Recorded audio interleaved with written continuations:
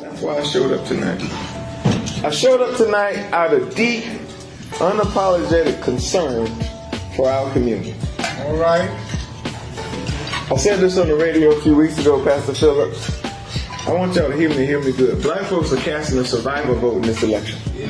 My God. And for black men, we are the most consequential and decisive voting bloc in a generation. And that's no disrespect to our sisters who've been holding it down for a very long time. But for the first time in my lifetime, black men will ultimately decide the outcome of this election. So I showed up out of concern. I'm concerned because as I've been traveling the country, sometimes with the president, sometimes with the vice president, many times on my own doing events like this. When I show up to events like this, I hear a couple things, Pastor Harris. I hear that, oh, you just preaching to the choir. And my direct response is sometimes the choir need choir rehearsal in order to be on the same page.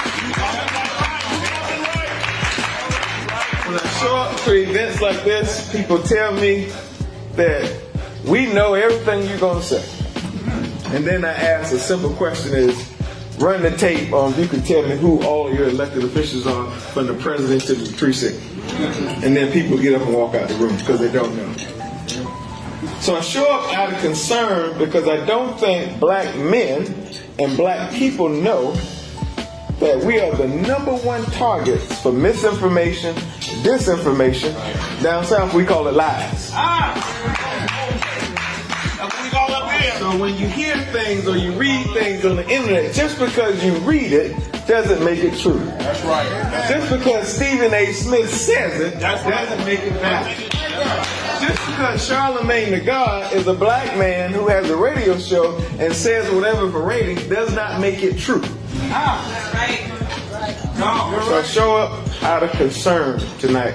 I show up out of concern because when you go to a barbershop, the Black Men's Sanctuary, I showed up out of concern tonight because I hear, well, Joe Biden and Kamala Harris ain't did nothing for us. They say our vote does not matter. I hear from black men, Donald Trump did more for us than Joe Biden has done for us. Y'all heard it. Raise your hand if you heard that too. I've heard it. Somebody say the devil is a lie. The devil is a lie.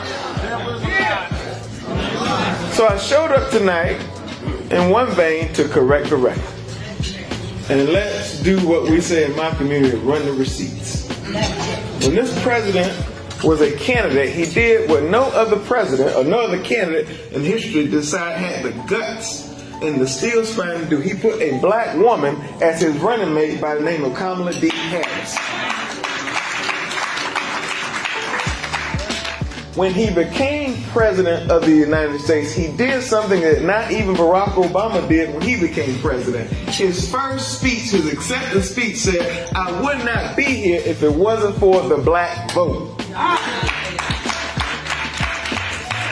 When he became president, he put more black people in his cabinet than any other president in the history of this country, including Marshall Fudge as the HUD secretary right here from Cleveland, Ohio. More black women on our federal courts than all other presidents combined. I showed up to remind you when this president took office, the country was in a crisis. I said during that time on CBS where I work, I said when America has a cough, black America has the flu. And we knew how that played out. We were dying at clips that nobody never imagined. At that time, I was serving as an advisor to Andrew Cuomo, the former governor of New York, and I never forget being on those calls every morning at 5:30 a.m. before he addressed the press. Literally, they were taking 18-wheelers from across the country, shipping them to New York, building shelves, storing bodies because people were dying at high rates. And most including an uncle who passed away due to COVID. So when this president took office, he said, we're going to put shots in arms. We're going to put money in people's pocket. We're going to give $100 million to help save black and brown businesses. We're going to give $40 billion to keep people in their homes. We're going to make sure that our schools are open. Jim Clyburn and I were on the phone with the president day 2 in office and said, kids are not in school. We need to make certain that school buses, libraries, and homes have access to the internet so they can learn virtually. That happened in the first 6 months.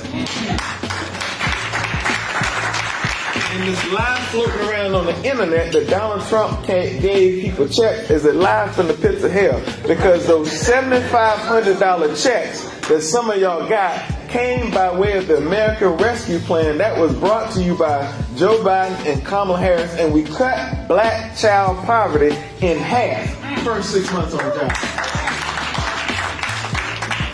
And the president said, okay, I remember being at the White House, sitting in the Oval Office. He said, no, we've been talking about infrastructure for a very long time in this country, but it's time we do something about it. So he said, let's pass the bipartisan infrastructure law. The bipartisan infrastructure law fixed roads, bridges, airports, but gave every household in this country access to the internet, replacing lead pipes in our community to the tune of $80 billion so that we don't suffer generationally from asthma and some of those things that young black kids suffer from, like young Antoine C. Wright.